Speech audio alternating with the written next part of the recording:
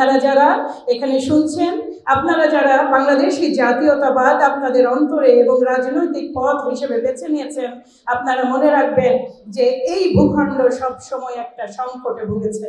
এই ভূখণ্ডের সবচেয়ে বড় সংকট ছিল পরিচয়ের সংকট, তাদের নিজস্বতার সংকট, তাদের নিজস্ব ভূখণ্ডের সংকট। এই সংকটের যে প্রথম ঘোষণা সেটাই এসেছে এই আমাদের এই অসম সাহসী বীর শহীদ প্রেসিডেন্ট জিয়াউর রহমানের হাত ধরে। ভাই এবং বোনেরা, আসসালামু আলাইকুম। আমি প্রথমে ধন্যবাদ দেই কমল কুড়ি নামে এই চমৎকার উদ্যোগে যারা আছেন তাদেরকে আজকের এই আলোচনার আয়োজন করার জন্য। আমি একই সাথেই ধন্যবাদ আরেকটু এক্সটেন্ড করি জিয়া স্মৃতি পাঠাগারের প্রতি, যাদের উদ্যোগে এই কমল কুড়ি আয়োজন শুরু হয়েছে।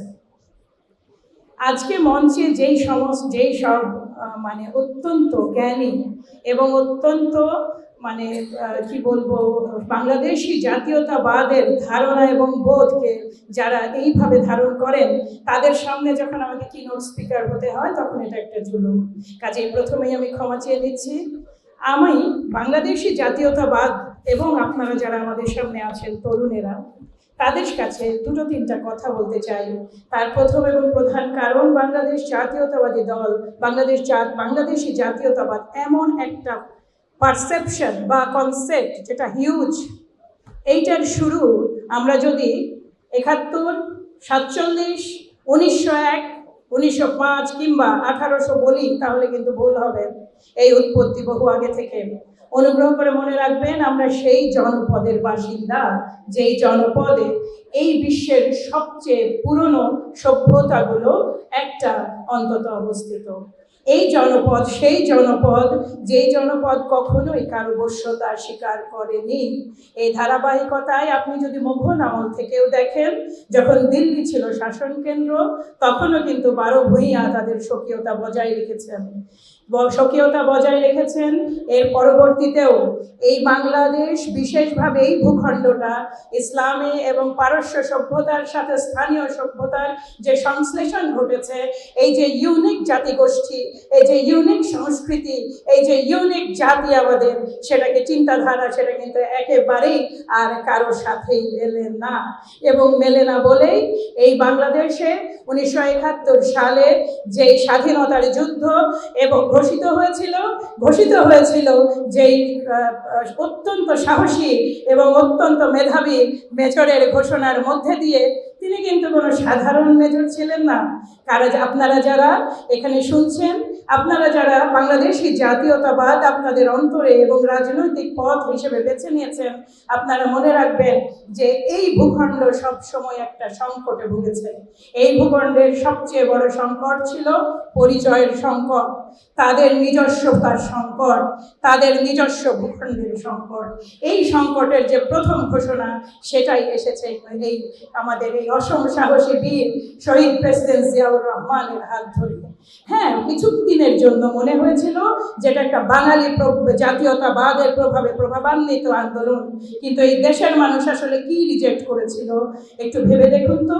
দেশের মানুষ রিজেক্ট করেছিল অন্য দেশের শাসন, ঠিক যেভাবে একসময় মোগল শাসন রিজেক্ট করা হয়েছে, ব্রিটিশ শাসন রিজেক্ট করা হয়েছে, একইভাবে পাকিস্তানের শাসন এই বাংলাদেশের জনগোষ্ঠী রিজেক্ট করেছিল।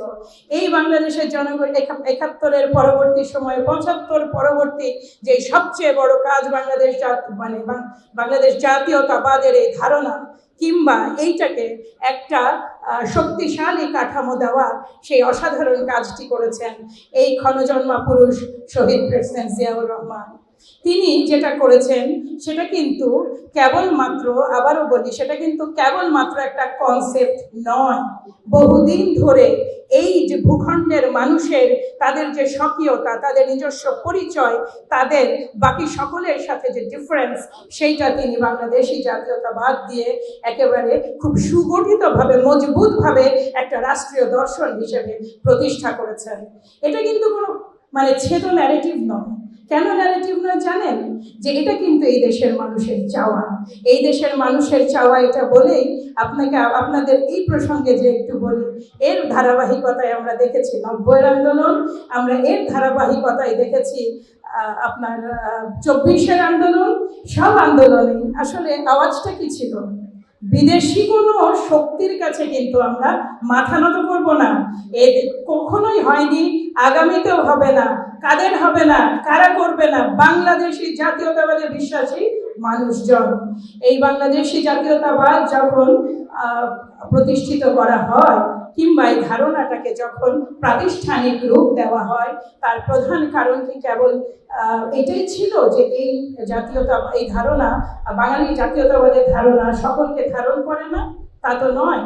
উন্নতভাবে শির দ্বারা সোজা করে বিশ্বের বুকে একটা সফল দেশ হিসেবে প্রতিষ্ঠিত হওয়ার স্বপ্ন থেকে এই অঞ্চলের জনগণকে একটা আলাদা যে আইডেন্টিটি দেওয়া হয়েছে, সেটা দেওয়া হয়েছে সাংবিধানিকভাবে, সেটা দেওয়া হয়েছে অত্যন্ত চমৎকার পররাষ্ট্রনীতির মাধ্যমে, এবং দেশের ভিতরে নিরলসভাবে 4টা বছরের প্রতিটা ঘন্টা, প্রতিটা সেকেন্ড, প্রতিটা মিনিট কর্মের মাধ্যমে। কর্ম, কোন কর্ম? সেই কর্ম, যেই কর্ম পুরোটাই উৎসারিত হয়েছে বাংলাদেশি জাতীয়তাবাদের ধারণাকে সুসংহত করে এই দেশের গ্রামাঞ্চল পর্যন্ত, গ্রামের মানুষের কাছ পর্যন্ত পৌঁছে দেওয়া। এই খাল খনন, এই গ্রামের উন্নয়ন, গ্রাম সরকার, আপনারা যদি দেখেন রাজনীতিকে বিকেন্দ্রীকরণ করে পৌঁছে দেওয়া হয়েছে গ্রামের মানুষের দোরগড়ায়। এই যে গ্রামের মানুষের কাছে যেটা পৌঁছে গেছে, সেটা তাদের স্বাভিমান, সেটা তাদের নিজস্ব পরিচয়, যে পরিচয়ের ভিত্তি জাতিগত নয়, যেই পরিচয়ের ভিত্তি নাগরিক পরিচয়। এটা কিন্তু এই কারণেই বাংলাদেশি জাতীয়তাবাদ দাবি করে এবং বলতে পারে এবং এমব্রেস করে বাংলাদেশের প্রতিটা অংশের, প্রতিটা ধর্মের, প্রতিটা বর্ণের মানুষের এইটার ভিতরে অন্তর্ভুক্তি এবং উপস্থিতি। এই বাংলাদেশ কেবলমাত্র তখনই সবচেয়ে ভালো ফাংশনাল থাকে যখন বাংলাদেশি জাতীয়তাবাদ এদেশের মানুষ ধারণ করে। এটা কোনো দলীয় চেতনা নয়, এটা সার্বিকভাবে বাংলাদেশের চেতনা। হ্যাঁ, বিশেষভাবে বাংলাদেশ জাতীয়তাবাদী দল এটা লালন করে, বিশেষভাবে বাংলাদেশ জাতীয়তাবাদী দল এই রাস্তাটাই হেঁটে যাচ্ছে এবং আগামীতেও বহু বছর হাঁটার স্বপ্ন দেখে। কিন্তু কাদের নিয়ে? বাংলাদেশের সাধারণ জনগণকে নিয়ে। প্রতিটি সেই জনগণ, যেই জনগণ বাংলাদেশি জাতীয়তাবাদের একটি অংশ। 2016 সালে আমাদের সম্মানিত দেশনেত্রী, প্রয়াত দেশনেত্রী বেগম খালেদা জিয়া, আপনাদের মনে আছে, তিনি ভিশন 2030 যেটা প্রকাশ করেছিলেন, সেখানে যেটা বলা হয়েছে রেইনবো নেশন। রেইনবো নেশনটা কি আসলে? রেইনবো নেশন বাংলাদেশি জাতীয়তাবাদেরই একটা এক্সটেন্ডেড একটা রূপ। এবং এই যে রেইনবো নেশন আমরা যখন বলি, আমরা কিন্তু একই সাথে এর ভেতরে রিকনসিলিয়েশনটাকেও দেখতে পাই। 2024 পরবর্তী বাস্তবতায় এই বাংলাদেশে, যেখানে প্রতিটা মানুষ কোনো না কোনোভাবে তাদের মত এবং পথ এবং তাদের ক্ষুদ্র চিন্তার বাইরে বেরোতে পারে না, তখন একমাত্র সমাধান হতে পারে বাংলাদেশি জাতীয়তাবাদ।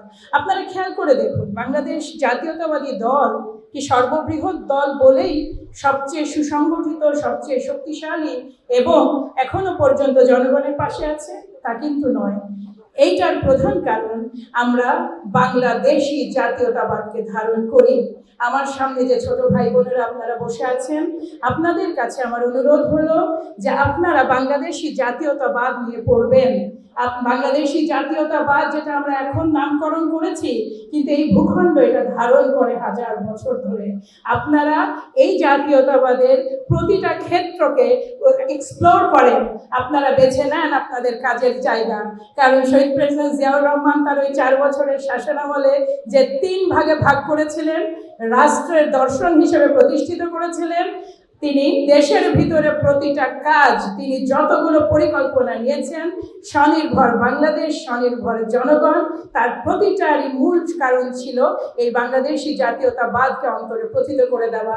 এবং তিনি এই বাতাবরণকে শক্তিশালী করেছেন অত্যন্ত শক্তিশালী আন্তর্জাতিক সম্পর্ক নির্ণয়ের মাধ্যমে। তার সময়ে যেই পররাষ্ট্রনীতি ছিল, সেইটা একই সাথে বাংলাদেশে কেবল ব্যালেন্স করেনি, বিশ্বের বুকে একটা স্বাধীন, সার্বভৌম এবং একটা স্বকীয় পরিচয়ে সম্মানের জায়গা দিয়েছে।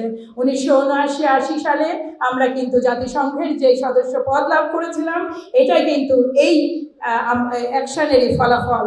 এই পরবর্তীতে এরই ধারাবাহিকতায় যখন আমাদের প্রয়াত দেশনেত্রী বেগম খালেদা জিয়া একাধিকবার বাংলাদেশের 3 বারের প্রধানমন্ত্রী, তিনি তার এই সুদীর্ঘ লড়াইয়ে একটা জিনিসকে প্রমাণ করে গেছেন, একটা এবং একটা মাত্র জিনিস, বাংলাদেশি জাতীয়তাবাদ কেবলই কি বাংলাদেশের জনগণের উন্নয়নের মুক্তি? তা নয়। বাংলাদেশি জাতীয়তাবাদ হচ্ছে গণতন্ত্রের সবচেয়ে উপযুক্ত ধারক।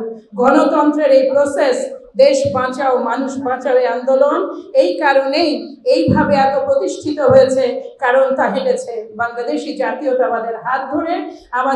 আমাদের শহীদ, আমাদের প্রয়াত চেয়ারম্যান, আমাদের মা বেগম খালেদা জিয়ার মশাল ধরে এই যে বাংলাদেশি জাতীয়তাবাদ এবং গণতন্ত্রের যুদ্ধ পাশাপাশি হেঁটেছে। তার ফলে আজকে এত বছর পরে যখন আমরা 24 দেখি, 24-এ কি শুনি? 24-এ এসে আমরা শুনি গোটা দেশের মানুষ গর্জে উঠেছে, কোনো বিদেশি শক্তি আমরা চাই না, হটাও বিদেশি শক্তি হটাও। এই ছিল এক এবং একমাত্র চাওয়া। এই 24 পরবর্তী বাংলাদেশে নানা সমীকরণ হয়েছে, নানা কথা হয়েছে, নানা ধরনের রাজনীতি হচ্ছে, অনেকেরই ফ্রাস্ট্রেশন আছে, আমাদের সকলেরই আছে, কিন্তু আশার বাণীও আছে। আশার বাণী হলো এই যে আমরা যখন আমাদের মাননীয় প্রধানমন্ত্রীকে দেখি, যেই মশাল তার বাবা জেলে গিয়েছিলেন, প্রয়াত প্রেসিডেন্ট শহীদ প্রেসিডেন্ট জিয়াউর রহমান যেই মশাল বহন করেছেন প্রয়াত আমাদের চেয়ারম্যান খালেদা জিয়া, সেই মশাল তিনি কেবল তুলেই ধরেননি, তিনি এমন এক অনন্য উচ্চতায় এটা নিয়ে গেছেন। এই বর্তমান সময়ের চাহিদা, বর্তমান সময়ের যে মানে পরিকাঠামো, সেটার সাথে অ্যাডাপ্ট করে যেই নীতি তিনি, যেই বাংলাদেশি জাতীয়তাবাদকে তিনি তারুণ্যের সামনে উপস্থাপন করেছেন, তা মানে বলার মানে আনপ্যারালাল। এইটার আসলে শব্দ খুঁজে পাওয়া মুশকিল।